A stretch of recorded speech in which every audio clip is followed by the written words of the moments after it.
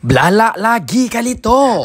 Kita orang pernah nanggah si kedai ya. Roti berkaus kucing tu. Kami fikir sebenarnya nak makan apa petang tu. Rupanya tu lah sebenarnya yang paling sesuai untuk kami nak makan bawa bini kami di tepi pantai. Kepak mun kami nak madah flavor macam-macam ada. Kita orang nanggah rotinya dari jauh nang lembut. Orang madah yang paling super premium roti berkaus kunafa. Lepas order tu kami bungkus. Lepas tu kita bawa pergi ke tepi pantai. Orang perempuan bak makan nang laju. Tok super premium style kunafa. Kami si bula intinya nang banyak. Mun kita orang mau flavor biscoff pun ada. Dan ada lagi beberapa flavor yang kita orang kena pergi sendiri di kedai. Tok yang aku makan tu adalah flavor yang jenis pattern berat. Mun kita orang suka kari, sardin ataupun apa lagi.